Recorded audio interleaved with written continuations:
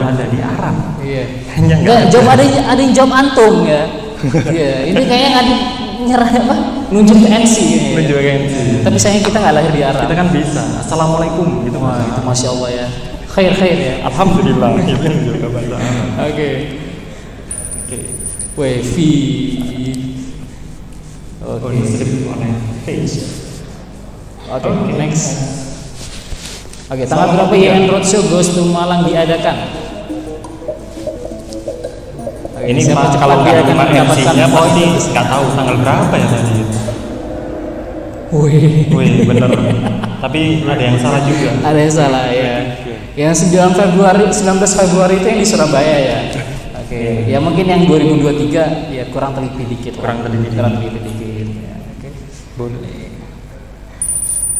Hai. Hello. Oke. Garing. Enggak gitu ya. Oke, next aja ya. Okay. Sorry. Oke, double point. Berikut beberapa nama artis yang benar akan hadir di Red YN Roadshow Malang. Panjang ya jawabannya ya.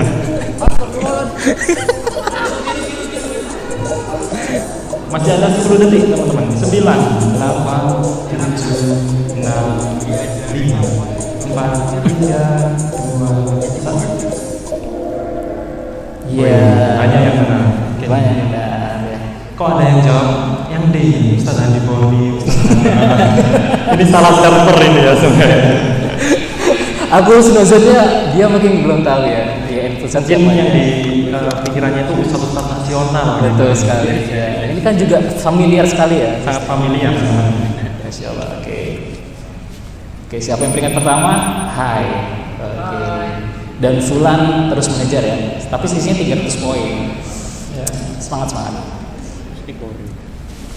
Oke, berlokasi di mana ya? Roadshow di Malang. Ini kita udah berapa kali promosi, jadi pasti teman-teman harusnya sudah tahu. Kita akan ngadain YN Roadshow di mana? Sport Center enggak tempat Malang. SMK ya, SMK bukan SMA. Bahaya ini kalau sampai salah masuk nggak ada apa-apa di SMA. Betul sekali. Nggak ada, kosong. Oke. Masya Allah. Kasian sekali. Ayo semangat. Oke, next. Oke, kenapa cowok yang hidup di Malang nggak boleh dikubur di Surabaya? Kenapa tuh? Kenapa keluarganya menolak karena iya masya Allah. Iya kan mas. Iya benar. Kalian fokus ya, masya Allah. Masa dikubur hidup-hidup? Iya. Parah banget. Kejauhan. Masya Allah. Siapa ini Bulan ini ya? Oke, kucingku punya 3 anak. Namanya Koko, Milo, Desi. Siapa nama ibunya? Ada Puspita, ada Miau, ada Iis, ada Cici. Apa? Ya, benar. Kalau anak ini kan udah tahu sih. Easy banget. Masih bertahan pulang. Yang kedua ini gimana nyebutnya gitu ya. Ada. Oke, next. Corona merupakan COVID-19 virus. Oke, nggak bisa ngomong F ya. Komunitas langsung ini. Benar, menghadap Allah. Ya. Yang merah salah karena pakai COVID ya, pakai B. Ya. Terus yang biru ya, yang benar pakai V ya. Pakai virus. Oke, benar. Ya, corona juga merupakan makhluk Allah ya. Semua atas izin Allah. Wah, Fulan sama siapa nih? Sarangnya ya? Sarangnya, iya, saya juga nggak tahu soalnya. Ya, kita sebut saja sarangnya ya. Oke, true or false? Double point. Karena rezeki sudah dijamin, jadi kita tidak perlu berusaha. Benar atau salah? 5, 4, 3, 2, 1. False. Ini udah paham banget ya konsep rezeki ya. Iya, konsep rezeki yang tadi. Cuma satu itu ada yang salah. Sorry Sri, jadi kayaknya nggak perlu ikut K lagi deh Sri. Oke, mantap. Oke, ini ada soal terakhir ya. Ya, semoga sarannya bisa menggeser fulan. Soal terakhir, true or false? Double point. Kita mati karena jatah rezeki kita sudah habis. Benar atau salah? Salah atau benar?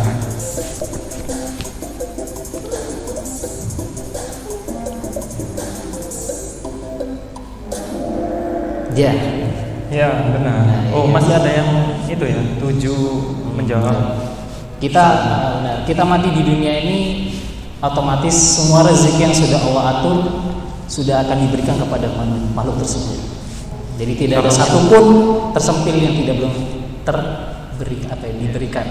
Jadi kalau sekarang masih hidup tapi masih ya kok kayaknya bukan kaya santai aja. Jatah rezeki kalian teman-teman semua masih ada ya. Tapi tetap dengan berikhtiar. Karena ibadah ya. Benar sekali. Oke, siapa yang akan menjuarai 3 podium teratas? Yang ketiga, Haye. Yang kedua, Hai juga. Dan siapa yang juara pertama? Si Wih, Sarah. Masya Allah. Oke, selamat ya. Mungkin bisa itu ya. Di screenshot mungkin atau gimana nih? Mungkin ini aja. Siapa yang juara 3 yang siapa? yang juara 3 siapa? Oke. Oh, juara 3. Mbaknya ya. Yang juara 2? Yang juara 2? Oh, dari panitia ya. Oke. Yang juara pertama? Oke, angkat semua ternyata. Yang juara pertama jangan diklasifikasi itu apa gitu ya. Oh iya, itu artinya ditanya apa enggak? Kenapa? Ditanyain enggak? Tanyain aja. Oke, artinya apa, Mbak?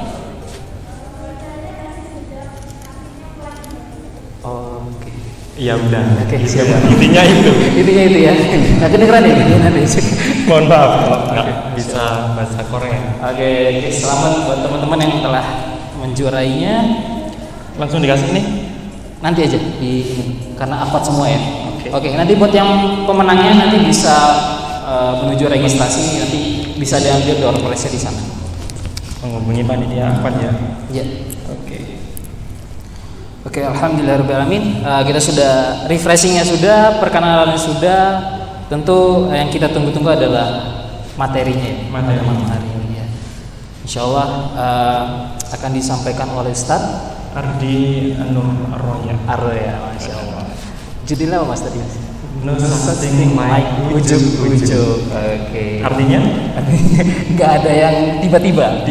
Ujuk-ujuk itu tiba-tiba. Jadi untuk teman-teman yang di luar Jawa mungkin nggak tahu ujuk-ujuk.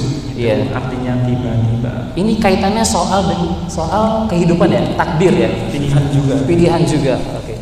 Terkadang kita nggak tahu ya mana yang itu dikatakan takdir dan juga mana yang dikatakan itu pilihan dalam hidup. Kadang juga kita melihat orang di sekitar kita gitu ya. Anak ini kayaknya nggak pernah belajar, tapi nilainya bagus-bagus gitu. Nah, itu terus aku udah belajar gini, udah serius banget belajar, tapi nilaiku nggak bagus-bagus gitu. Nah, ya udah. Gitu, gimana gitu ya? Terkadang kita nggak tahu ya, mungkin usahanya yang begitu keras kah, atau memang Allah sudah mentakdirkannya. Gitu teman-teman. Dan juga mungkin fenomena yang banyak di belakangan ini itu seperti apa ya? Child free, kemudian LGBT, spirit doll, itu juga merupakan kaitannya dengan pada materi pada malam hari ini. Dan harapannya dari materi yang disampaikan oleh Ustadz Ardi dapat memberikan apa ya, pencerahan buat teman-teman ya. Oke, mungkin tak perlu lama-lama, kita mungkin bisa sambut Ustadz Ardi. Untuk Ustadz Ardi dipersilakan ke dalam ruangan.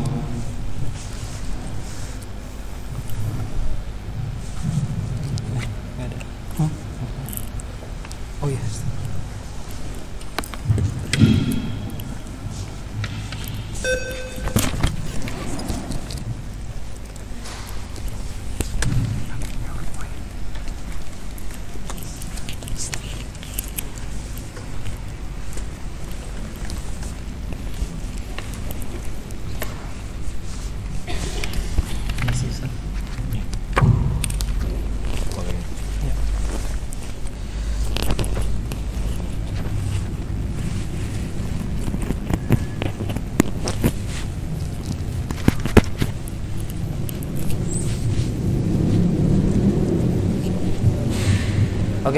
sebelum masuk ke materi, harapannya teman-teman bisa meluruskan niatnya di sini ya dalam majelis. Harapannya ikhlas karena lillahi ta'ala mencari ilmu, dan juga dalam alangkah baiknya dalam majelis ilmu ketika ilmu atau materi yang diberikan kita catat ya dalam bentuk buku ataupun di notes di HP ya.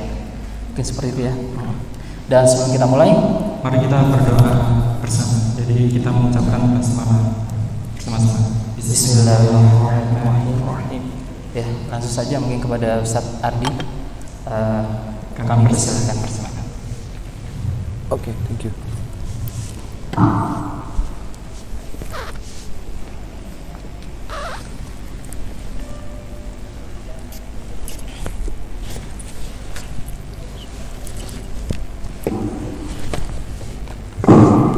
Baik, cek. Ya, cek. Baik, bismillahirrahmanirrahim. Assalamualaikum warahmatullahi wabarakatuh. Waalaikumsalam warahmatullahi wabarakatuh. Cek. Baik, alhamdulillahirrahmanirrahim. Puji syukur kita panjatkan kepada Allah Subhanahu wa taala. Allah masih memberikan kita kepada kesehatan semuanya ya. Kemudian salawat dan salam kita haturkan kepada junjungan kita Nabi besar Muhammad sallallahu alaihi wasallam beserta para sahabat, keluarga dan orang-orang yang istiqomah di jalan yang telah beliau contohkan. Baik sahabat yuk ngaji malam sekalian. Gimana kabarnya? Sehat semua? Alhamdulillah. Oh, kayak gitu ya? Itu sejak kapan? Oke, lama sekali nggak ketemu dengan teman-teman yuk ngaji ya. Di sini yang udah pernah ketemu saya siapa? Kalau ikhwannya ada yang pernah lihat saya sebelum hari ini? Nggak ada yang pernah. Oh pernah ya? Oh iya. Kalau ahwadnya ada yang pernah ketemu saya? Waktu saya ngisi kajian? Sedikit. Ini saya yang salah forum apa orang yang salah datang? Ya. Baik, sebelumnya perkenalkan nama saya Ardian Nur. Saya aslinya dari Kalimantan Selatan. Ada yang dari Kalsel nggak di sini? Masnya? Nggak ada. Yang dekat-dekat Kalimantan gitu? Nggak hadir Ustaz. Nggak hadir ya? Nggak hadir. Saya jadi asing deh. Iya. Saya aslinya dari Kalimantan, domisilinya di Malang, di Landung Sari tepatnya, di dekat pasar. Tapi bukan di pasarnya. Ya. Kemudian, alhamdulillah. Sudah berkeluarga. Tadi ditanya sama siapa tadi? Mas Roni. Antum sudah berkeluarga, Ustaz? Ini pertanyaan yang nggak sopan daripada saya. Kayak saya ini kelihatan masih muda aja gitu. Tadi saya jawab cool aja. Saya sudah, kata saya sudah berkeluarga. Sebenarnya mau saya tambahin, saya sudah berkeluarga dan punya 4 anak katanya gitu. Ya, baru 4. Baru 4. Antum berapa? Belum anaknya atau belum istrinya? Belum istri. Oh kasihan. Gak apa-apa. Umur berapa? 26. Itu udah terlalu telat bagi saya. Saya podo aja. Orang nikah. Saya waktu nikah umur 21. Tapi ada temen saya yang umur 20. Tapi kita hari ini nggak bicara itu. Kita hari ini bicara ujuk-ujuk. Tadi saya agak bingung. Ujuk-ujuk ini bahasa Jawa atau bukan? Karena di Kalimantan kayaknya nggak tahu ya, ada nggak bahasa ujuk-ujuk? Ujuk-ujuk artinya apa sih? Tiba-tiba ya. No such thing like ujuk-ujuk. Oke. Sekarang begini, kita contoh begini ya. Kalau kita bicara sesuatu itu kan terjadi, pasti kita akan bicara tentang sebab dan akibat. Tentang apa? Sebab dan akibat. Ya. Nah, ketika kita bicara tentang sebab akibat, maka orang-orang yang sekarang terjadi sesuatu pada dia itu pasti ada sebabnya. Contoh begini, Anda semua nih ya datang ke sini itu sebabnya apa? Ingin ikut kajian. Oke, apa lagi? Mencari ilmu. Nggak ada acara lain gitu. Konsumsi. Oh ya, mahasiswa banget ya. Ya. Oke. Artinya begini, semua pasti ada ininya, ada apa namanya? Ada sebabnya. Contoh begini. Ini contoh saja, kita berpikir. Ada yang tahu berapa nih? 5 orang di depan? Siapa mereka?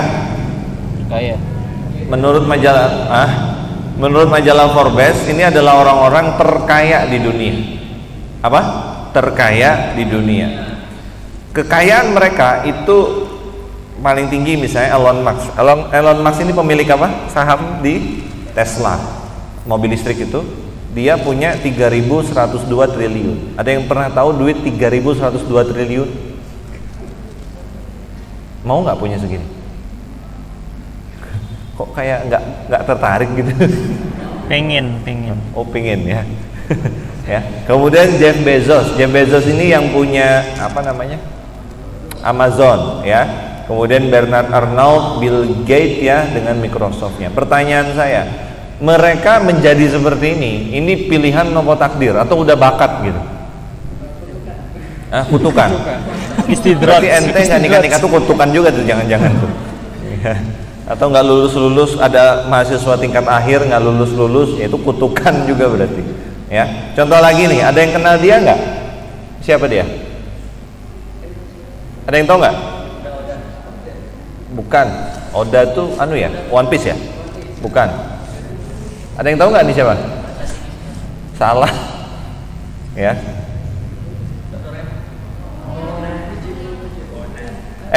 Ada yang pernah baca Detektif Conan nggak? Anda pernah mikir nggak kenapa kriminalitasnya itu selalu terjadi dan terjadinya dalam berbagai macam bentuk? Ya karena Conannya di mana ada Conan di situ ada. Berarti kan simpelnya kalau mau namatin Conan ini tinggal dibunuh aja, Conannya kan selesai itu. Nggak, maksud saya gini, contoh Aoyama Goso kalau dia jadi penjahat, ini kayaknya dia bakalan jadi penjahat yang bakalan sangat susah untuk dihadapi. Paham maksud saya ya?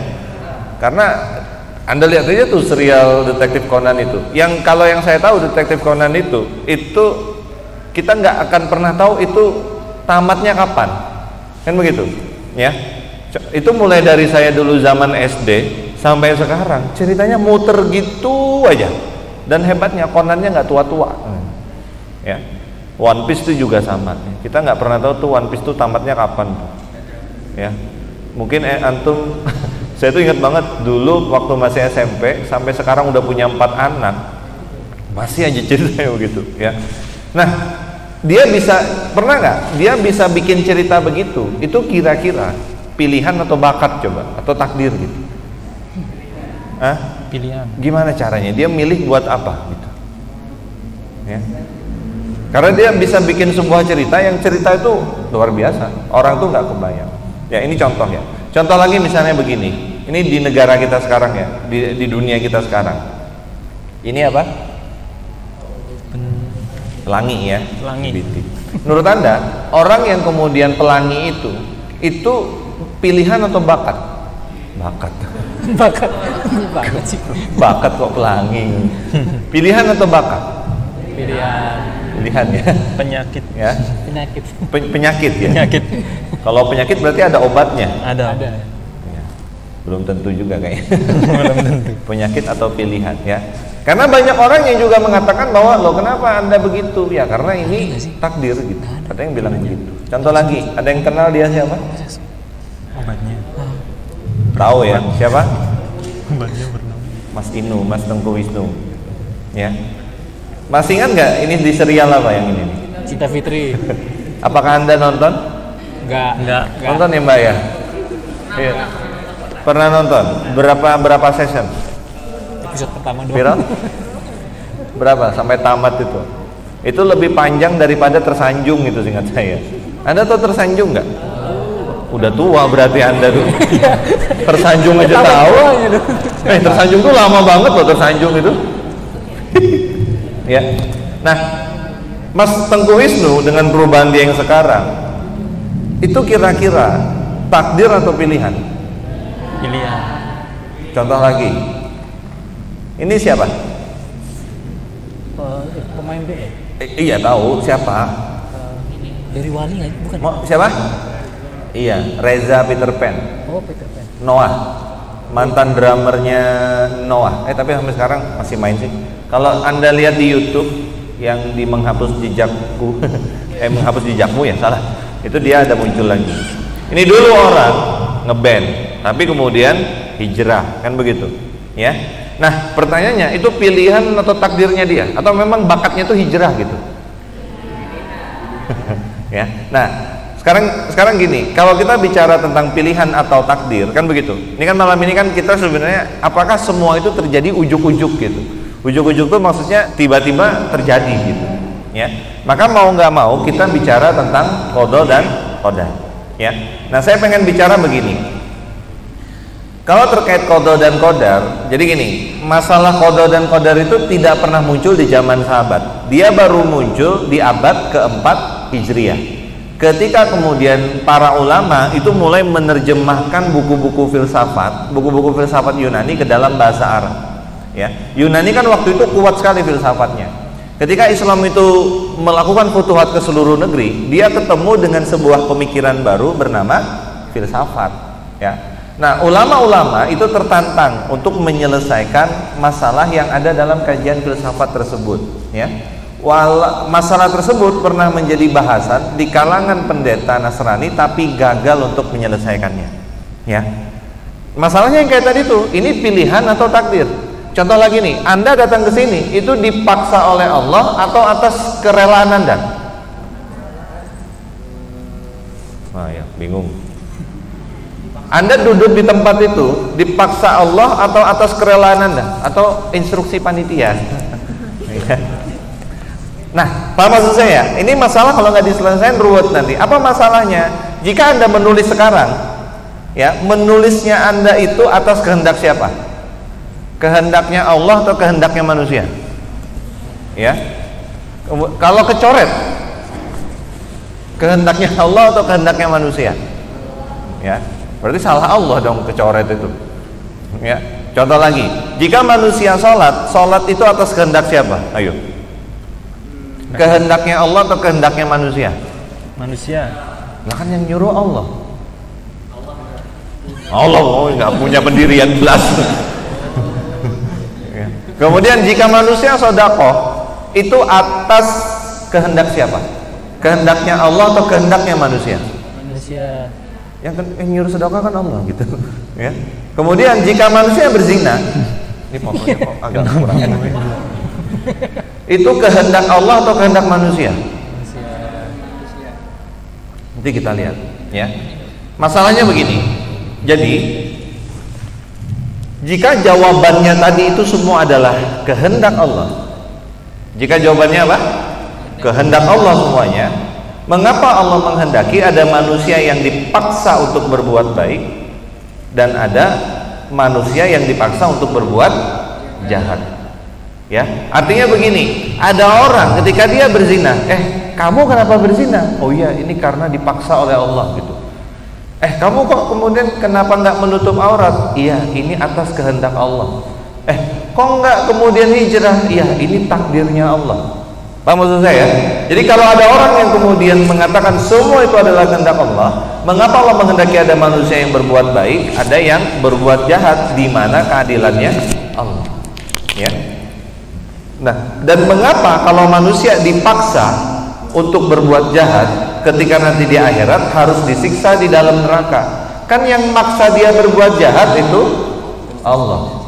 Paham maksudnya ya? Jadi ini masalahnya yang pertama, apakah Allah itu kemudian zalim?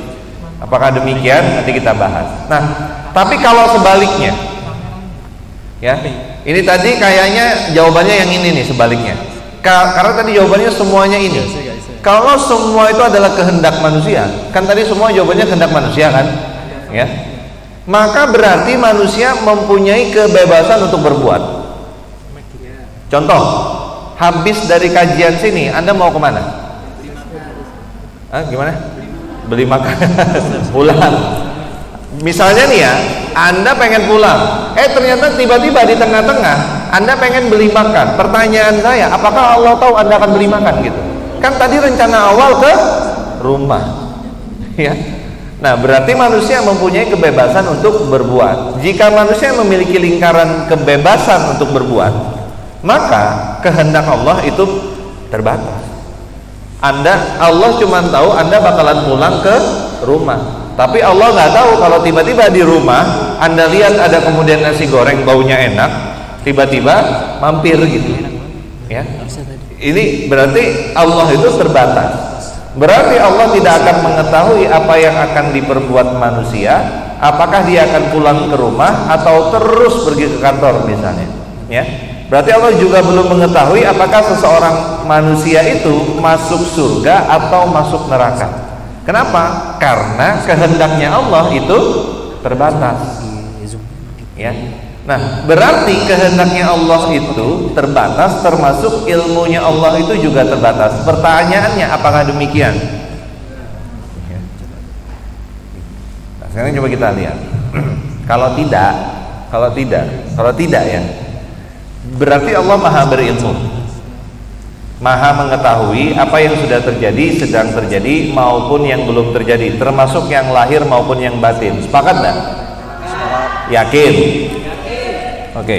Berarti Allah juga sudah pasti mengetahui apa yang belum dilakukan manusia, yang kemudian apakah nanti dia melakukan yang baik atau akan menjadi jahat. Allah sudah tahu. Sepakat enggak? Yakin? Oke. Termasuk berarti Allah juga mengetahui secara pasti manusia itu besok akan masuk surga atau masuk neraka. Coba lihat teman kanan dan kirinya, itu Allah sudah tahu tuh, teman kanan dan kirinya itu masuk surga atau neraka. Ya. Nah, sepakat nggak nih? Yakin nggak Allah tahu? Allah. Nah, kalau Allah sudah tahu pasti, pertanyaannya paling penting begini, untuk apa sekarang kita kajian? Untuk apa sekarang manusia itu rajin beribadah, rajin sholat, atau rajin berdoa agar besok dimasukkan ke dalam surga? Buat apa?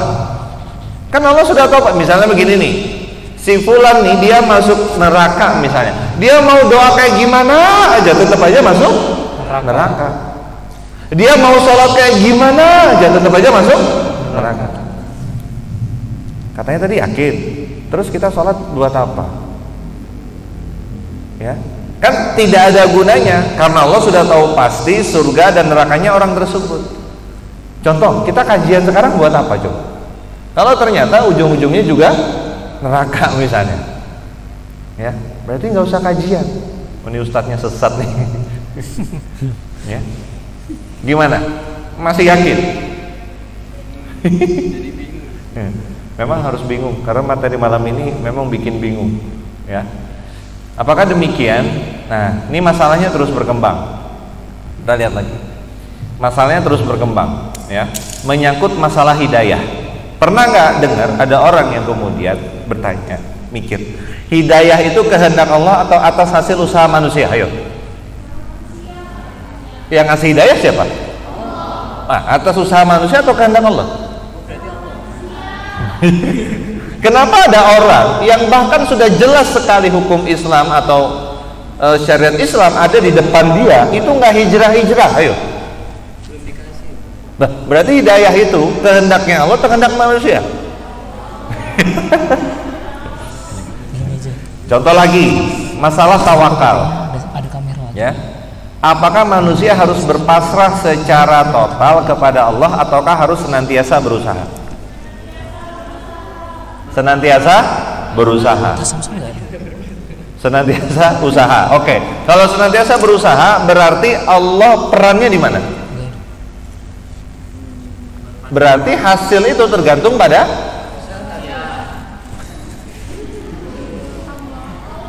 ayo. Ya. Contoh, kalau misalnya sekarang sebaliknya, pasrah bongkoan. Ngerti pasrah bongkoan? Pasrah bongkoan itu pokoknya pasrah gitu. Ya, nggak usaha. Apa yang akan terjadi?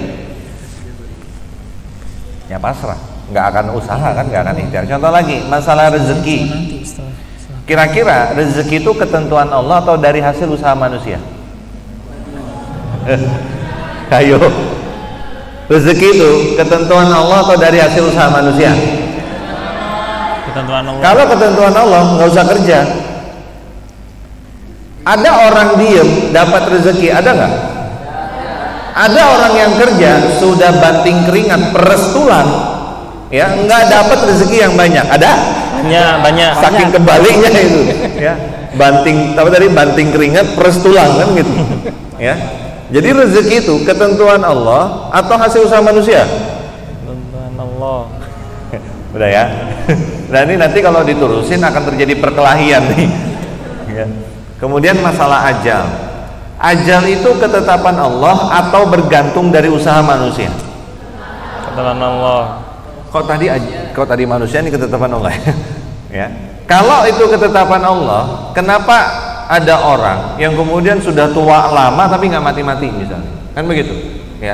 Atau ada orang juga yang kemudian dia pengen bunuh diri tapi sudah ngelukain dirinya tapi nggak mati-mati, ya? Ada orang yang kemudian mau mati nggak mati, ada orang yang nggak pengen mati malah mati, ya. Contoh lagi masalah doa misalnya. Doa itu bisa mengubah ketentuan Allah ataukah tidak?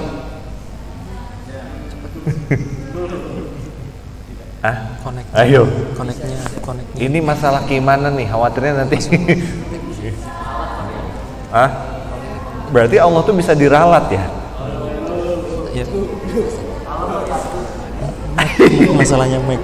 Aku nggak ngerti Mac. Ya apa? Dan masih banyak masalah lainnya ya. Udah. Ini kalau diterusin nanti kelahi ya. Nah, di kalangan umat Islam, ini saya terusin ya. Di kalangan umat Islam, sejarah mencatat umat muslim itu menjadi dua kelompok ekstrim. Yang pertama diwakili oleh golongan Mu'tazilah dan Qadariyah yang memahami bahwa manusia itu memiliki kebebasan berkehendak. Semua hal di dunia ini terjadi karena kehendak manusia. Itu yang pertama. Golongan apa nih namanya? Apa? Mu'tazilah dan Qadariyah. Oke, kemudian kelompok yang kedua itu diwakili oleh golongan Jabariyah yang memahami bahwa manusia itu tidak memiliki kebebasan, semua yang terjadi adalah atas kehendak Allah.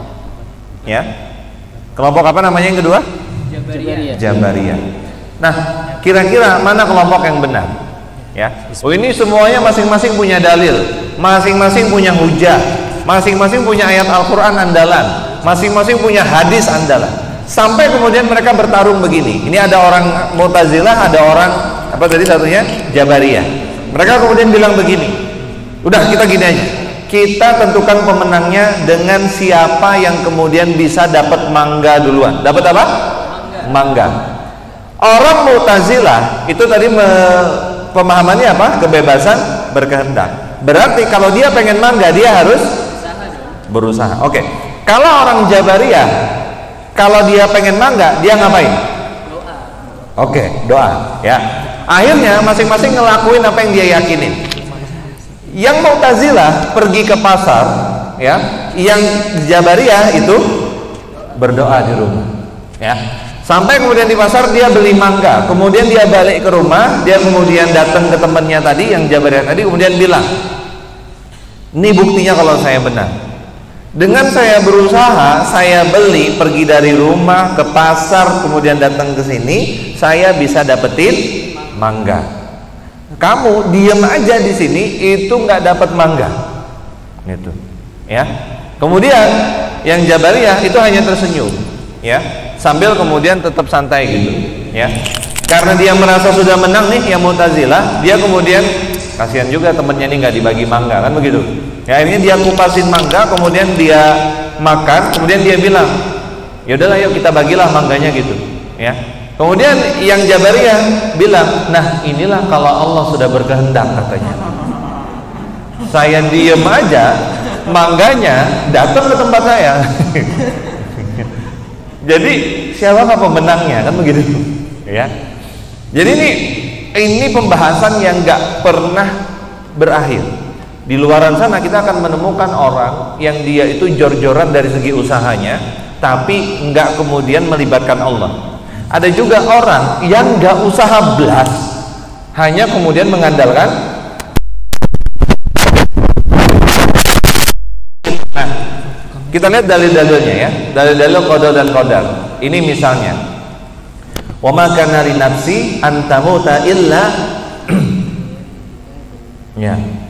Sesuatu yang bernyawa tidak akan linafsi, jadi tidak akan mati melainkan dengan izin Allah. Artinya sebagai ketetapan yang telah ditentukan waktunya. Artinya yang bernyawa itu hanya akan mati kalau atas izin Allah, ya.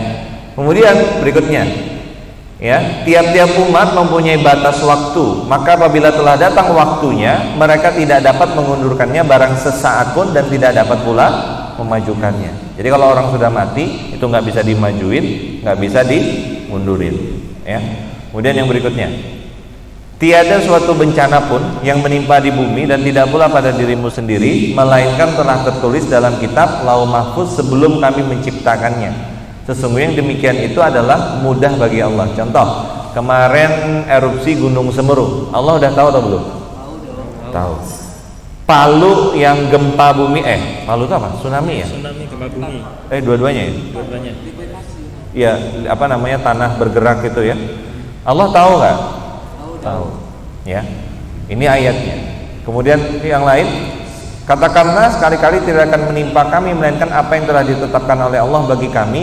Dialah pelindung kami dan hanyalah kepada Allah orang-orang yang beriman harus bertawakal. Contoh, pernah nggak jalan itu kesandung batu gitu? Pernah. Kira-kira Allah tahu nggak itu? Tahu. Saya itu pernah pengalaman menyakitkan itu. Saya nggak tahu ya. Kadang-kadang orang tua tuh ini naruh peniti, ngerti peniti ya? Iya. Di jok mobil. Tahu ya? Ada yang pernah ini di jok mobil? Saya tuh pernah waktu turun penitinya tuh jatuh ke bawah. Saya tuh pas pakai sandal jepit dan itu nancepnya itu di pinggir yang nggak pakai sandal jepit. Bisa ngerasain ya? Bisa ngerasain. Jangan dibayangkan deh. Ya, pokoknya sakit dah. Ya, Anda nggak akan tahan, biar saya aja. Nah itu, ya, artinya Allah tahu itu akan terjadi. Kemudian tidak ada tersembunyi daripada Allah seberat zarah pun yang ada di langit dan yang ada di bumi, dan tidak ada pula yang lebih kecil dari itu dan yang lebih besar melainkan tersebut dalam kitab yang nyata, Lauh Mahfuz. Artinya baik yang ada di atas tanah maupun di bawah tanah Allah sudah tahu, ya. Ini dalil-dalil qada dan qadar. Nah, kemudian dan dialah yang menidurkan kamu di malam hari dan dia mengetahui apa yang kamu kerjakan pada siang hari, kemudian dia membangunkan kamu pada siang hari untuk disempurnakan umurmu yang telah ditentukan, kemudian kepada Allah lah kamu kembali, lalu dia memberitahukan kepadamu apa yang dahulu kamu kerjakan, ya. Artinya tadi gini, kalau kita lihat ayat-ayat dalil-dalil qada dan qadar tadi, sesungguhnya orang itu menjadi ruwet membahas masalah qada dan qadar ini karena dia salah bahas. Pertama, masalah qada dan qadar, ya, sebenarnya gini, masalah qada dan qadar itu tidak menyangkut 4 hal. Berapa hal? 4 hal. Pertama, itu perbuatan manusia, apakah diciptakan Allah atau diciptakan manusia.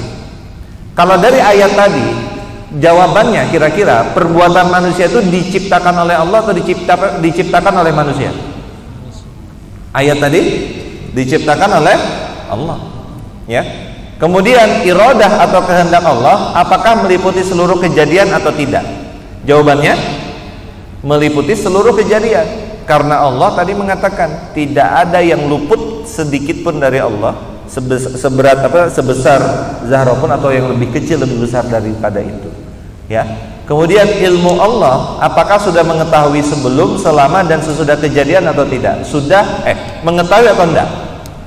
Mengetahui. Bahwa Allah sudah mengatakan bahwa tertulis semuanya di kitab Lauh Mahfuz. Dan yang keempat adalah kitab Lauhul Mahfuz, apakah sudah mencatat semua kejadian dan tidak mungkin dirubah atau tidak? Jawabannya sudah mencatat semua kejadian. Kesalahan kaum muslimin kebanyakan itu adalah membahas masalah pilihan dan takdir. Yang dia bahas itu adalah sisinya Allah. Yang dia bahas apa? Sisinya Allah. Contohnya kayak begini, Allah duduk di atas arsy. Apa tadi kalimatnya? Allah duduk di atas arsy. Sekarang saya minta Anda pikirkan caranya Allah duduk di atas arsy. Gimana caranya Allah duduk di atas arsy? Duduknya Allah gimana? Apa yang terjadi kalau ini terus dipikirkan? Gila. Jadi apa? Jadi gila. Sesat. Apa maksud saya? Contoh lagi, tangan-tangan Allah. Tangan Allah tuh gimana? Kalau saya suruh mikir terus gitu, jadinya apa? Jadinya ruwet, ya. Nah, kesalahan kaum muslimin kebanyakan itu adalah masuk membahas pilihan dan takdir. Itu yang masuk, dia justru masuk kepada yang kemudian itu wilayahnya Allah. Wilayahnya siapa? Allah. Sehingga jadi ruwet gitu, sehingga jadi pusing, ya. Mengapa kemudian masalah qada dan qadar ini tidak termasuk ini? Karena sudah jelas. Apa maksudnya ya? Sudah jelas. Apa itu perbuatan manusia? Ya diciptakan oleh Allah.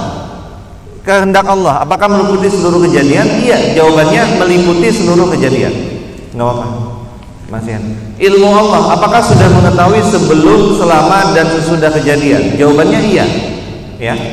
Allah tahu sebelum kejadian, ketika kejadian, dan sesudah kejadian. Lauhul Mahfuz. Apakah mencatat semuanya? Jawabannya iya. Ya. Nah, apa yang seharusnya dibahas? Ya. Yang seharusnya dibahas dalam konteks qada dan qadar pilihan takdir itu adalah nih, jujur aja. Perbuatan manusia jawab secara jujur, ya. Ketika kita berbuat, ya, apakah bebas atau apakah terpaksa? Ya? Bebas. Ketika kita berbuat, sekarang gini, Anda duduk di tempat Anda sekarang itu terpaksa atau bebas? Bebas. Sekarang gaya duduk Anda kayak begitu, bebas atau terpaksa? Bebas. Sekarang kaki tangannya kanannya di atas atau kirinya di bawah, bebas atau terpaksa?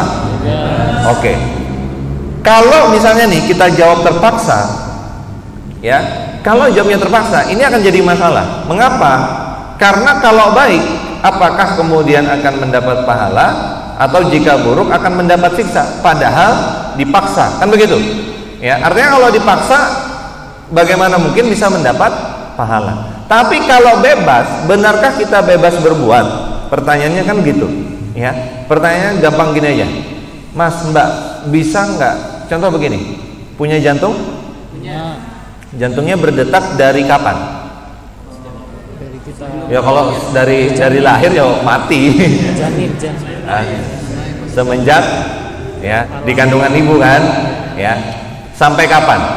Sampai Allah. Waktu Anda tidur berdetak nggak? Waktu Anda makan berdetak nggak? Waktu Anda pingsan berdetak nggak? Berdetak kan? Ya. Sekarang begini, coba tangannya begini semua, tangannya begini. Kemudian dikepalin begini. Menurut penelitian, jantung kita tuh ukurannya sekepalan tangan kita, besarnya. Sekarang saya minta begini, coba sekarang ikutin apa namanya, denyutnya jantung. Ya, terus. Anda kira-kira tahan berapa lama begini? 10 menit. Berapa menit? 10 kali. Ya. Itu jantung kita nggak pernah berhenti, ya. Tapi sekalinya berhenti, ya wassalam. Ya, pertanyaan saya, kalau tadi kita bebas berbuat, apakah kita bisa menghentikan detak jantung kita sebentar, kemudian mendetakkannya lagi, menjalankannya lagi, bisa nggak? Ada yang mau nyoba?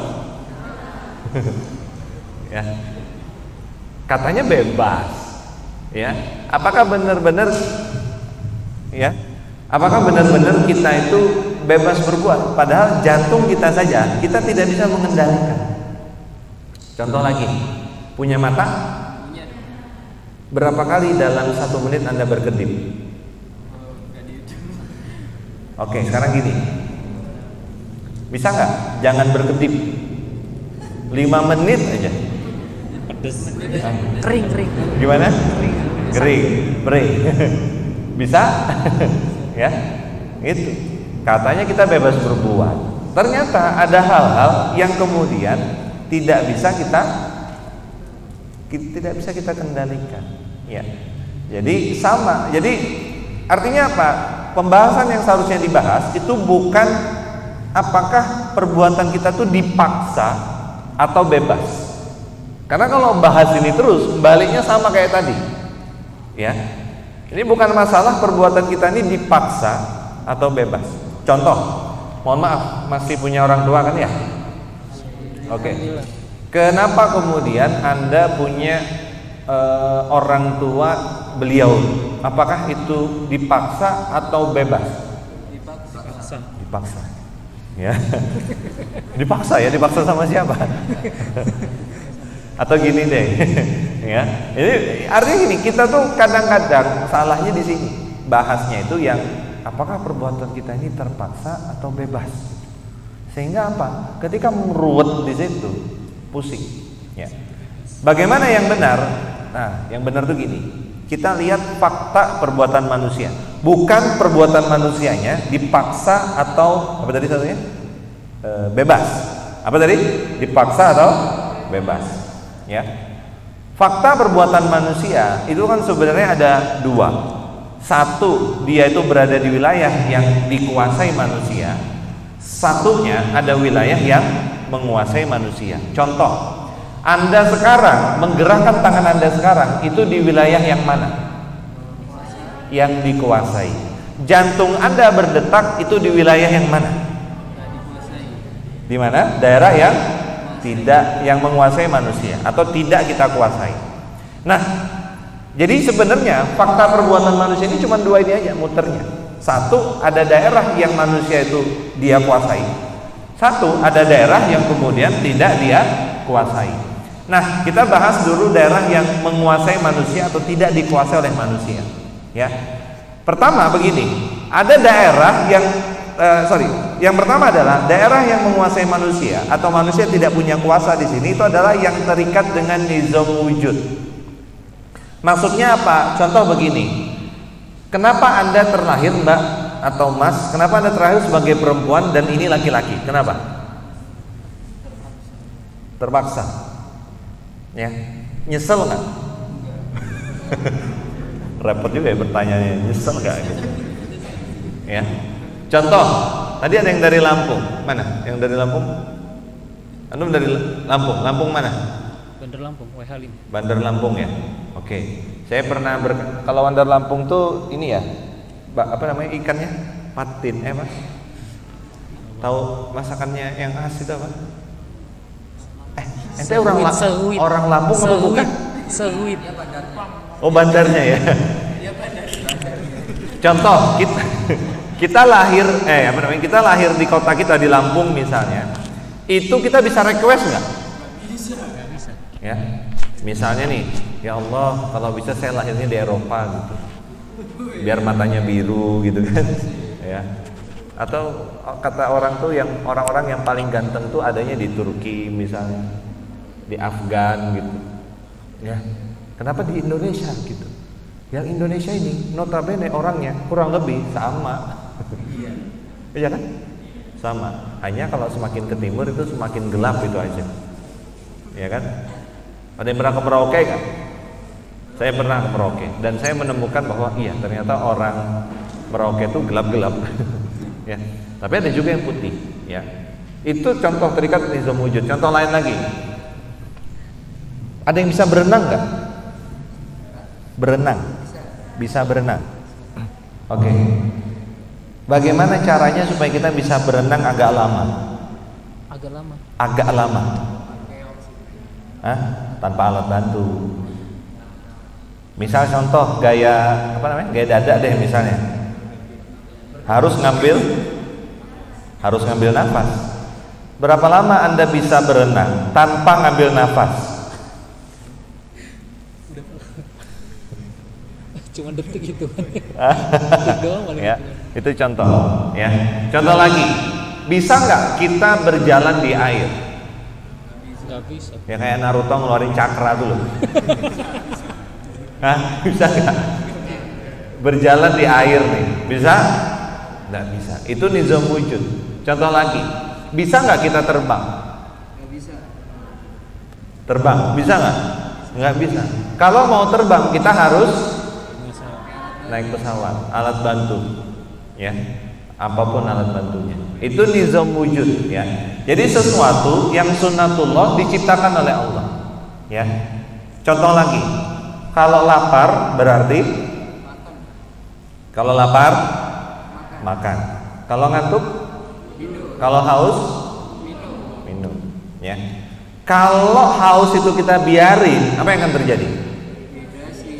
Kalau dehidrasinya kita biarin, pusingnya kita biarin, ya mati. Ya. Nah itu nizam wujud, sahabat sekalian. Ya. sesuatu yang ditetapkan oleh Allah kepada kita nih jadi laki-laki misalnya, ya itu adalah nizam wujud. Lahir sebagai perempuan itu nizam wujud. Ya, misalnya nih, kalau nanti di sini yang sudah berkeluarga ada selain saya, ada. Ansori nggak ada ya? Biasanya hanya ansori yang berkeluarga biasanya. Kadang-kadang kan suami istri itu dia, kalau Anda sudah ngerti, kadang-kadang kan ada yang pengennya tuh satu misalnya anak laki-laki, nanti yang kedua anak perempuan. Nah, kadang-kadang walaupun ada di dunia kedokteran cara untuk memperbesar peluang itu, peluang anak laki-laki atau peluang perempuan, tetap saja kadang-kadang enggak sesuai dengan harapan gitu. Ya, itulah nizam wujud. Yang berikutnya itu adalah di luar nizam wujud. Ya. Contoh lagi misalnya begini, di luar nizam wujud itu. Misalnya begini ya, contoh. Nanti nih misalnya nih, jalan apa namanya? Kita pulang nih udah pelan jalannya, udah di kiri, nggak ngebut, hati-hati ya. Tiba-tiba ada orang yang nabrak, nggak sengaja tapi, ya itu sesuatu yang berada di luar nizam wujud. Contoh lagi nih misalnya nih, kita kemudian jalan keluar, ya, kemudian tiba-tiba kepleset, kemudian pingsan, kemudian meninggal, ya. Habis ini hati-hati nih, habis ini keluar gitu. Ya. Itu di luar nizam wujud. Ya. Jadi sesuatu yang terjadi karena ketetapan dari Allah. Misalnya begini nih, naik pesawat misalnya kecelakaan, ya. Kemudian misalnya kayak kemarin nih, ada yang kemarin Jember, yang kapan gempa di Jember itu, yang sampai kerasa ke Malang itu, yang sampai Malang Selatan, ya, itu nizam wujud, ketetapan dari Allah, ya, di luar nizam wujud. Jadi saya ingat banget tuh waktu gempa itu, saya berada di lantai 8 sama keluarga, di lantai 8 hotel. Pas itu lagi kajian online. Tiba-tiba saya kerasa ini gedung kayak ditiup angin gitu. Dan saya baru hitungan 10 detik baru sadar bahwa itu gempa. Kan bodoh banget gitu saya. 10 detik saya baru sadar. Dan Anda tahu ya, karena istri saya waktu itu belum pakai jilbab. Jadi saya harus nunggu istri saya dulu pakai jilbab, baru kita bisa turun gitu. Ya. Pas kita turun ke bawah itu, ya, orang-orang udah pada panik gitu, ya. Nah, itu di luar nizam wujud, ya. Nah, jadi kalau perbuatan yang menguasai manusia, kalau perbuatan yang dikuasai manusia, yang manusia bisa andil di dalamnya, itu akan dihisab oleh Allah. Kalau sesuai syariat dia mendapat pahala, kalau melanggar syariat dia mendapat siksa. Tapi kalau kemudian yang di wilayah yang menguasai manusia, inilah yang disebut dengan qada Allah atau ketetapan dari Allah. Yang artinya ketetapan dari Allah itu tidak dihisab oleh Allah. Contoh, kita tidak akan pernah dihisab oleh Allah. Kenapa kita terlahir sebagai seorang perempuan, sebagai seorang laki-laki, ya? Tapi kita akan dihisab oleh Allah ketika kemudian misalnya nih, perempuan diminta menutup aurat menggunakan jilbab, ya, itu akan dihisab oleh Allah. Kalau sesuai syariat, pakaiannya sesuai syariat mendapat pahala. Kalau melanggar syariat mendapat siksa. Kita juga tidak akan dihisab kenapa kemudian tiba-tiba kita kepleset kemudian meninggal, atau kita nembak burung misalnya ternyata kena orang misalnya dan orangnya meninggal, nggak sengaja tapi, ya, kita nggak akan dihisab. Kita hanya akan dihisab dengan perbuatan-perbuatan yang itu ada di daerah yang apa? Dikuasai manusia, ya. Nah, itu qada, ya. Kemudian bagaimana dengan qadar, ya. Qadar itu gini pembahasannya. Qadar itu jadi gini, setiap benda itu memiliki khasiat dari Allah, ya. Misal ya, api bisa membakar, pisau bisa memotong, roti kalau dimakan bisa mengenyangkan, perut bisa merasakan lapar, ya. Kemudian misalnya air punya sifat rasanya dingin, ya kan? Ya. Ini semua itu disebut sebagai qadarnya Allah, ya. Dan ini tidak dihisab oleh Allah. Dan Allah itu berhak mencabut khasiat tersebut. Misal, api tadi itu khasiatnya apa? membakar, tapi nggak berguna ketika bersama dengan Nabi Ibrahim. Contoh lagi, air itu menggenang kan, laut itu menggenang, ya. Kalau Anda pengen naikin air itu ke atas, pakai apa? Pakai sanyo. Ya, tapi sanyo kan waktu itu nggak ada di zamannya Nabi Musa kan. Ya. Nah, tapi itu Allah bisa menghilangkan khosiatnya ketika Nabi Musa memukulkan tongkatnya, ya. Nah, itu Allah berhak mencabut khosiat tersebut. Nah, khosiat yang ada pada benda-benda ini itu bebas digunakan oleh manusia. Dan penggunaannya itulah yang akan dihisab oleh Allah. Digunakan sesuai syariat mendapatkan pahala, kalau digunakan melanggar syariat akan mendapatkan siksa. Contoh, pisau. Tadi untuk apa? Punya khosiat untuk memotong. Digunakan untuk kemudian digunakan untuk kemudian memotong ikan, ya. Digunakan sesuai syariat berpahala. Kalau untuk membunuh orang berdosa, ya. Nah, itu dalam benda-benda, ya. Kemudian bagaimana dengan manusia? Nah, manusia kita semua ini, ya. Tubuh manusia itu juga memiliki khosiat, ya. Khosiatnya apa? Mata bisa melihat, telinga bisa, kaki bisa, perut bisa, yang itu baca sendiri. Kemudian ini semua adalah qadarnya Allah dan tidak akan dihisab oleh Allah. Jadi ketika mata Anda bisa melihat, itu tidak akan dihisab oleh Allah. Tapi Anda lihat apa? Paham saya? Itu akan dihisab oleh Allah. Kemudian perut Anda merasakan lapar, itu tidak akan dihisab oleh Allah. Tapi makanan apa yang Anda makan untuk menutupi rasa lapar itu yang akan dihisab oleh Allah, ya. Nah, ini tidak dihisab oleh Allah. Termasuk akal manusia itu juga memiliki khosiat, ya. Apa itu khosiatnya akalnya manusia? Bahwa manusia itu mempunyai kehendak bebas. Coba surah Asy-Syams ayat 78. Bunyinya gimana?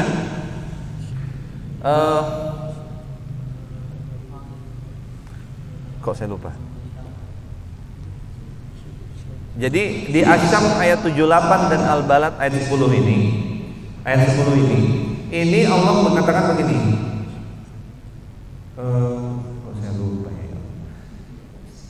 Jadi Allah itu telah, ingat artinya ini, telah menunjukkan jadi menunjukkan kepada manusia dua jalan. Jalan kefasikan dan jalan ketakwaan. Jadi Allah itu menyerahkan kepada manusia untuk memilih di antara dua jalan. Satu jalan menuju ke fasikan, satu jalan menuju kepada ketakwaan. Bisa nggak kita milih ke jalan kefasikan? Bisa. Ke jalan ketakwaan? Bisa. Ya. Dan ini itu akan dihisab oleh Allah. Jika digunakan sesuai syariat, dia berpahala. Jika melanggar, ya, syariat akan kemudian disiksa. Ya. Artinya apa? Artinya akal kita ini bisa memutuskan. Contoh, kalau di sini ada bir, dan di sini ada air putih, kita bisa memutuskan untuk minum bir nggak? Bisa.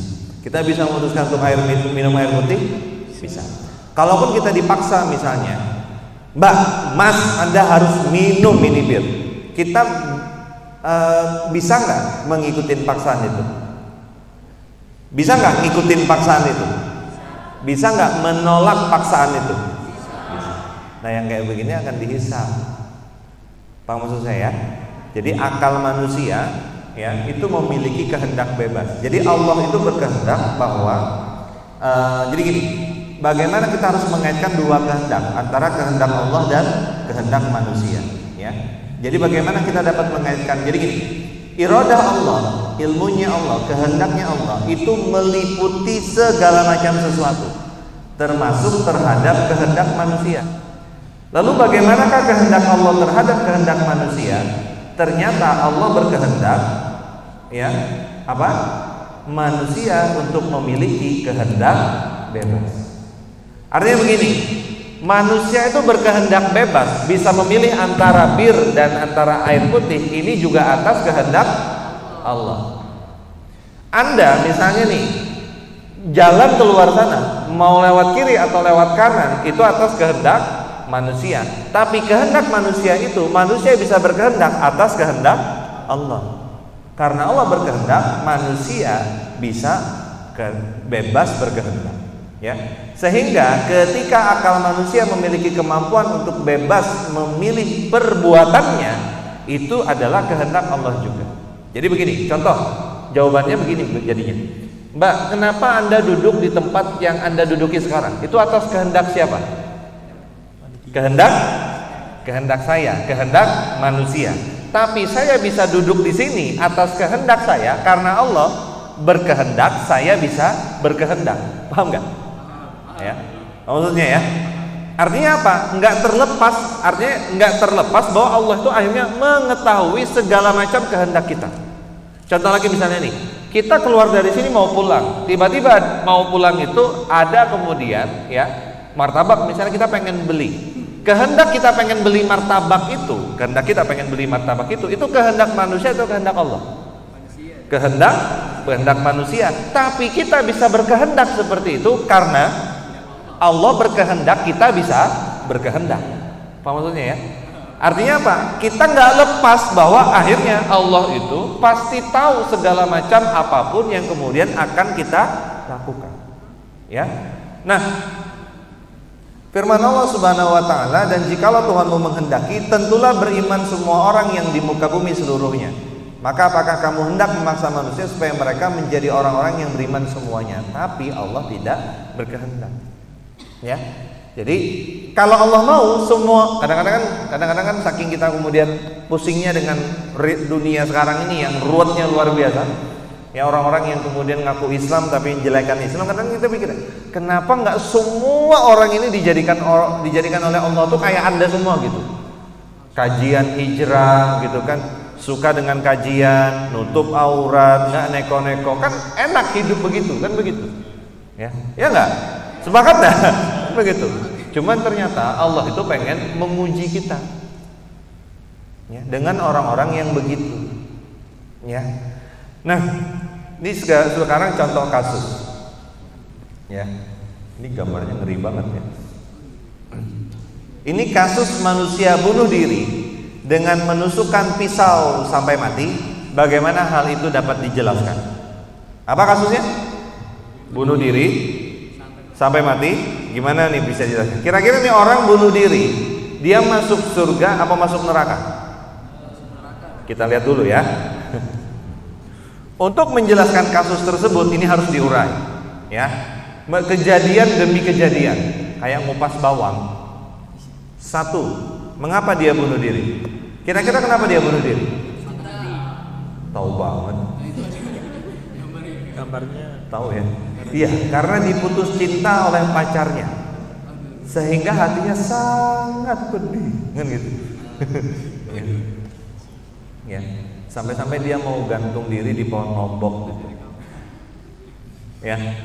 Nah, diputus cinta itu kodonya Allah. Berarti tidak dihisab oleh Allah. Itu kejadian yang menimpa dia. Paham nggak maksud saya? Ya. Jadi diputus cinta tuh oleh pacarnya, itu adalah kejadian yang menimpa dia, dan diputusnya cinta itu tidak dihisab oleh Allah. Ya. Oke. Ya. Kemudian sekarang tadi hatinya, kenapa tadi hatinya tuh sangat pedih? Ya, pertanyaan saya, hatinya sangat pedih ini kira-kira dihisab oleh Allah apa enggak? Kenapa enggak? Iya. Soalnya sakit. Ya. Hatinya bisa mengalami kepedihan, itu qadarnya Allah. Itu khasiatnya hati ya, memang bisa senang, bisa bahagia, bisa sedih, bisa galau, bisa baper. Kan begitu, ya? Tidak dihisab oleh Allah. Jadi hatinya yang pedih itu enggak dihisab oleh Allah. Paham maksudnya ya? Jadi hatinya yang bersedih, pedih itu enggak dihisab oleh Allah. Ya. Nah, kemudian berikutnya. Ketika hatinya pedih, ya, dia memiliki kebebasan untuk memilih. Pilihannya apa? Mau bertobat atau mau bunuh diri, ya. Nah, dia ternyata memilih untuk bunuh diri. Bunuh diri itu berarti wilayah yang dikuasai oleh manusia, berarti dihisab oleh Allah. Ya. Pertanyaannya lagi adalah ketika dia memutuskan ingin bunuh diri, kira-kira dia bunuh diri dengan apa? Pisau. Dengan? Ya. Dia memiliki kebebasan untuk memilih apakah minum racun atau menusukkan pisau. Ya. Nah, racun dan pisau itu sama-sama memiliki khosiat. Dihisab nggak oleh Allah khosiatnya ini? Tidak. Ya, tidak dihisab. Nah, ternyata dia memilih apa? Pisau. Dia memilih pisau itu dihisab oleh Allah apa enggak? Dihisab oleh Allah. Ya. Dia memilih pisau dihisab oleh Allah. Nah, kemudian pisau memiliki khasiat merusak tubuh manusia. Ini adalah qadarnya Allah. Dihisab? Enggak. Nah, tapi dia paham bahwa ketika dia pisau itu dia goreskan ke badannya, ke tubuhnya, itu akan merusak tubuhnya. Kira-kira itu dihisab apa enggak? Dihisab. Dia memahami bahwa menusukkan pisau bisa mematikan dirinya, ini dihisab Allah. Ketika pisau menghujam ke dalam dirinya, dia mati. Ini adalah qadanya Allah. Dihisab? Enggak. Karena mati itu adalah ketetapan dari Allah. Ya. Kesimpulannya apa? Karena dia mati dengan proses seperti di atas, dia dihisab sebagai orang yang melakukan bunuh diri. Bunuh dirinya perbuatan dosa, dan karena perbuatan dosa akan disiksa di neraka. Ya. Nah, jadi nauzubillah min dzalik. Nah, sebagai penutup, ya. Jadi, sahabat sekalian, seharusnya kita itu lebih waspada terhadap perbuatan-perbuatan yang berasal dari kehendak bebas kita atau di wilayah yang wilayah yang dikuasai manusia. Contoh, biasanya nih kalau misalnya di sana hujan, ya, respon kita gimana? Kalau hujan kita buru-buru, ternyata hujan, ya, mengeluh kan gitu, nyalain hujan. Hati-hati. Datangnya hujan dihisab enggak? Enggak. Wilayah yang mana? Dikuasai atau menguasai manusia? Menguasai manusia. Yang akan dihisab Allah apa? Respon kita terhadap kejadian itu. Contoh lagi misalnya, ada orang yang kemudian ngata-ngatain kita tuh, sok suci segala macam. Pertanyaan saya, dia ngata-ngatain kita itu dihisab apa enggak bagi kita? Dihisab apa enggak? Enggak. Tapi respon kita terhadap apa yang dia lakukan, misalnya nih, ente itu masuk neraka kan gitu. Ya. Misalnya kita bilang begitu tuh, ya. Atau kemudian saya doakan masuk neraka. Maka dihisab nggak nih? Kenapa ini dihisab? Oke, kita bisa memilih bersikap baik atau bersikap buruk. Nah, kebanyakan manusia itu menjadi baper, ngerti baper ya? Galau. Itu karena sering memikirkan wilayah yang tidak dia kuasai. Aduh, kok dia tuh begitu ya? Saya tuh loh padahal sudah begini kok nggak ngerti. Ada yang pernah mikir begitu? Nggak peka misalnya gitu ya. Ya. Ada yang pernah berpikir begitu? Itu kan sebenarnya kita mau ngapa-ngapain aja, nggak akan ada hal yang terjadi gitu. Pak maksud saya ya? Itulah yang membuat manusia itu galau. Kenapa? Karena sering mikirin wilayah yang tidak dia kuasai. Contoh lagi, ada teman saya nih, dia kemudian skripsi, tapi dosennya wangel tenan. Jadi susah ditemui. Yang dia salahkan biasanya dosennya. Padahal Anda mau nyalain dosen kayak gimana aja, tetap aja faktanya adalah dia dosen Anda, kan begitu. Mau jungkir balik kayak gimana aja nggak akan berubah. Paham maksud saya ya? Anda kan harusnya mikir apa ya yang bisa saya lakukan, kan begitu.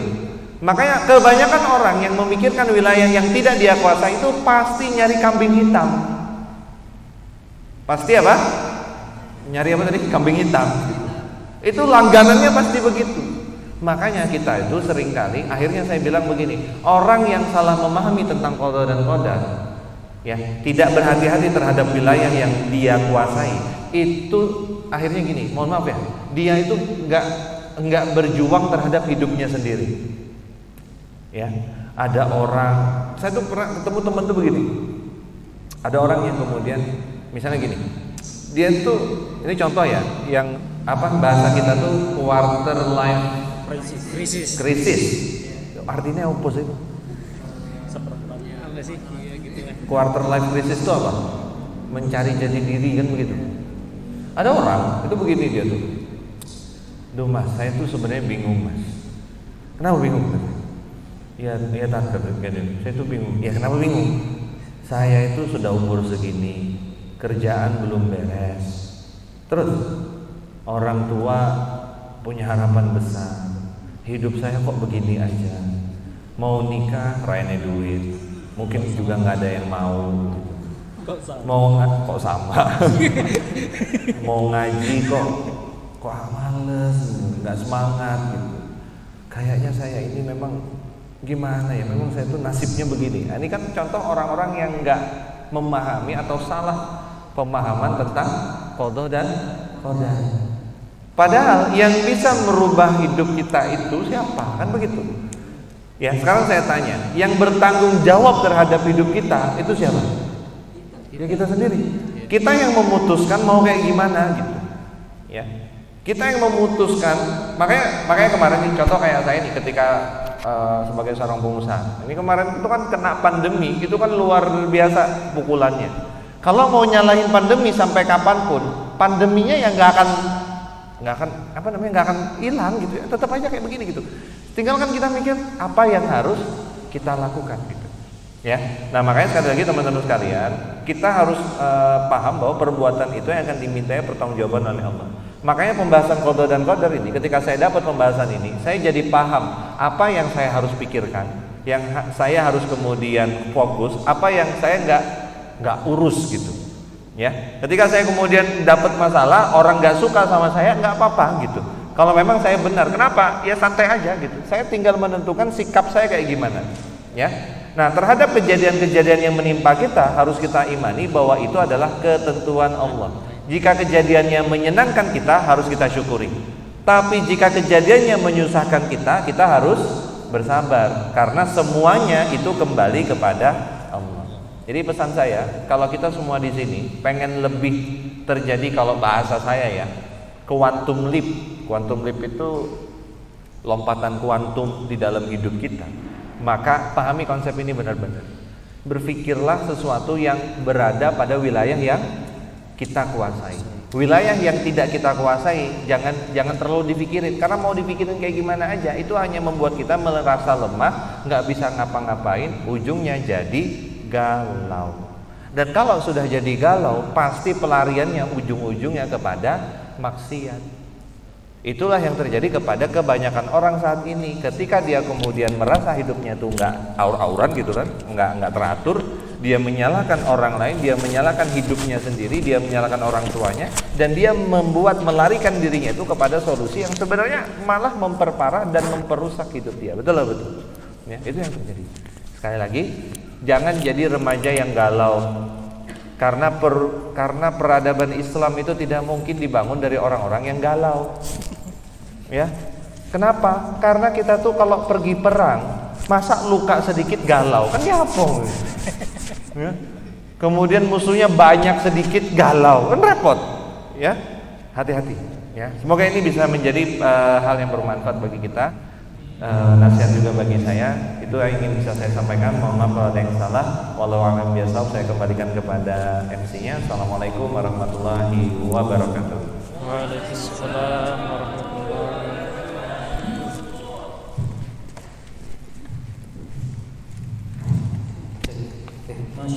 Masyaallah. Jazakallah khair Ustaz Ardi telah menyampaikan materinya. Iya, insyaallah. Oke, mungkin masih ada waktu ya untuk mungkin satu pertanyaan. Satu ya? Enough? Oke. Mungkin ada yang ingin bertanya? Ingin bertanya bisa langsung aja mengangkat tangan. Persilakan. Dari awal ada nggak? Belum ada. Belum ada. Ada. Yang online ada nggak ya?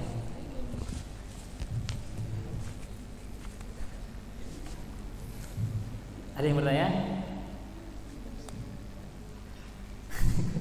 Oke, Malu-malu nih. yang di atasnya ada yang bertanya? Iya, mau bertanya? Enggak. Oke, ini ada.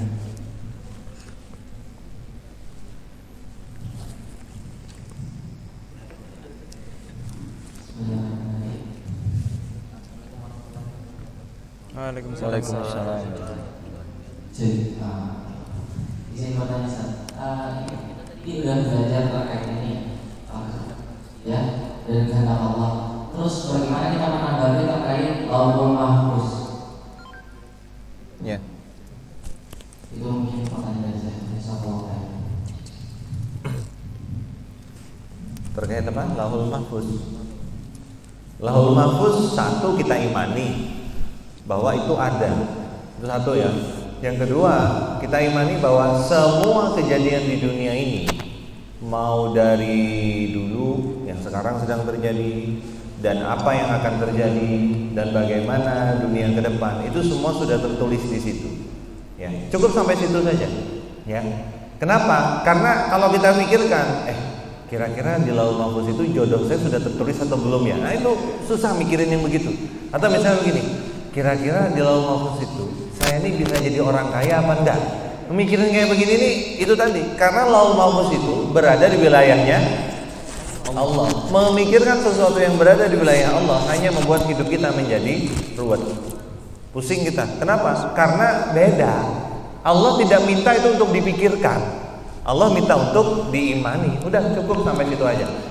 Termasuk kan kadang-kadang orang tuh yang mikirnya ruwet tuh begini. Ini kira-kira doa saya ini bisa mengubah apa yang sudah tertulis di Lauhul Mahfuz nggak ya? Kan begitu. Kadang-kadang doanya tuh makso, ya. Kepada Allah itu lah makso. Jadi rodo-rodo maksa, ini kurang ajar, ya. Jadi sekali lagi bahwa kalau untuk Lauhul Mahfuz cukup diimani, semua hal ada di sana. Dan masalah itu bisa dirubah apa enggak, itu bukan sesuatu yang harus dibahas. Karena kalau kita bahas, itu kita pasti akan jadi pusing. Pikirkan saja apa yang bisa kita lakukan untuk membuat diri kita menjadi lebih baik, orang-orang di sekitar kita menjadi lebih baik, dan berkontribusi lebih banyak, lebih besar, lebih masif lagi kepada umat. Ya, artinya apa? Kita nggak bicara masalah umur ya, teman-teman sekalian. Di umur panjenengan semua sekarang tidak ada urusan, semuanya tetap bisa punya potensi untuk berkontribusi untuk agama ini, untuk negara tercinta kita ini lebih banyak, lebih besar lagi, lebih luar biasa lagi. Jadi fokus saja pada daerah yang kita kuasai, memperbaiki diri kita, orang-orang sekitar kita, keluarga kita, dan orang-orang yang kita cintai. Wallahu a'lam bishawab. Ya, itu aja yang bisa saya sampaikan. Assalamualaikum warahmatullahi wabarakatuh. Waalaikumsalam warahmatullahi wabarakatuh. Semoga menjawab ya, Mas. Oke, jazakumullah khair untuk Ustaz Ardi atas penyampaian materinya dan juga closing statementnya. Mungkin sebelum kita tutup acara pada malam hari ini, kami infokan penting lagi bahwasannya di Yung Haji Malang insya Allah akan membuka kelas K, kelas eksekutif Yung Haji yang batch ke-6. Jadi buat teman-teman untuk mencari tahu infonya apa kelas K dan kapan dilaksanakannya bisa pantengin di Instagramnya Yung Haji Malang. Iya. Iya. Dan juga kita nggak ngadain kajian bulanan aja, kita juga ada e-sport sama live ladies in various event. Jadi itu juga pantengin aja di Instagramnya Yung Haji Malang. Iya. Balik lagi ke Instagram Yung Haji Malang. Semuanya. Dan juga kami di Yung Haji Malang membuka wadah buat teman-teman yang ingin berbagi cerita dan kehidupannya, bisa dibincang kehidupan atau ya pantengin lagi di feednya Instagram Yung Haji Malang.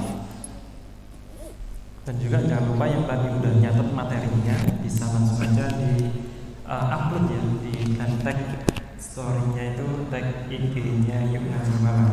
Dan juga pemateri kita ya. Insya Allah nanti segala resume atau story yang telah kalian buat insya Allah akan disebar oleh teman-teman Yung Haji Malang dan juga pemateri kita, sehingga pahalanya terus mengalir ke kalian. Dan juga kami infokan kembali buat teman-teman, kita membuka pintu pahala buat teman-teman ya.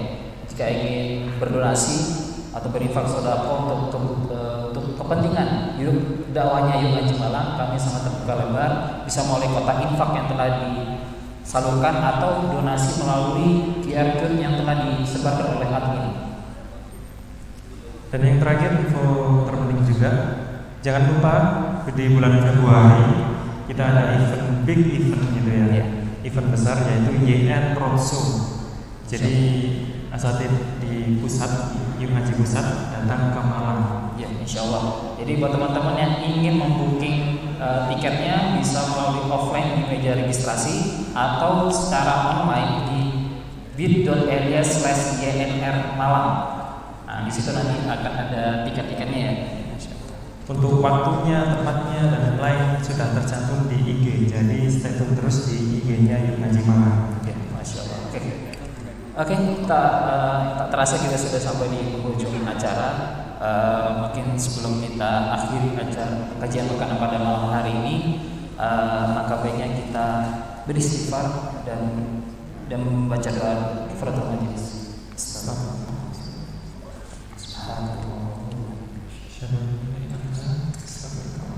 Dari kami Yuk Ngaji Malang, minta maaf bila ada segala kesalahan, baik perbuatan atau ucapan, dan juga terima kasih kepada teman-teman semua, para audiens yang hadir, kepada panitia dan khususnya kepada Ustaz Ardi.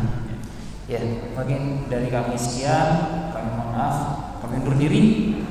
Wassalamualaikum warahmatullahi wabarakatuh. Oke, untuk teman-teman yang buat pertama kali akhwat ya. Jadi buat yang akhwat silakan langsung.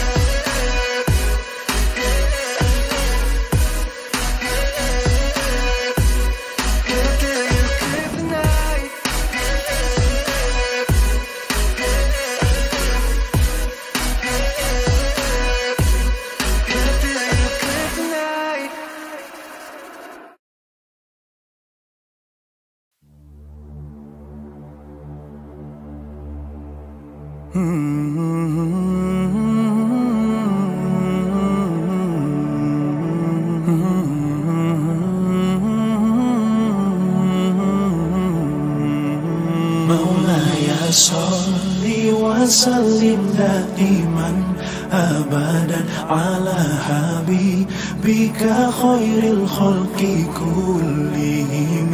Maulaya sholli wa sallim daiman abadan ala habibika khairil khalqi kullihim. Muhammadun sayyidul kaunaini wa thaqalain. Muhammadun sayyidul kaunaini wa thaqalain. Wal fariqaini min urbin wa min ajami. Maulaya sholli wa sallim daiman abadan ala habibika khairil khalqi kullihim. Maulaya sholli wa sallim daiman abadan ala habibika khairil khalqi kullihim. Udhita fillahi lam tuhzan wa lam tahimi.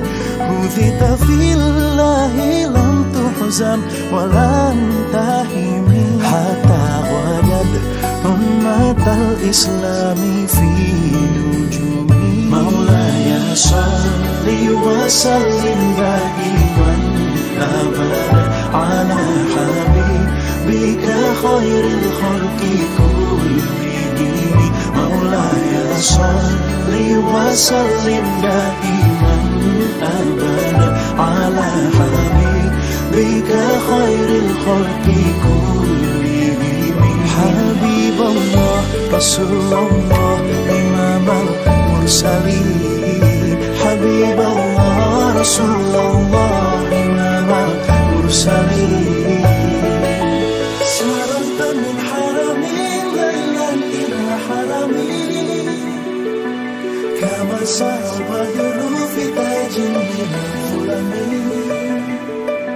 ساريت من حرمي ليلا إلى حرمي كما سار البدر في تاج من الظلم وبت تلقى إلى أن نلت منزلة وبت تلقى إلى أن نلت منزلة من قامك سيدة تدرك ولم ترمي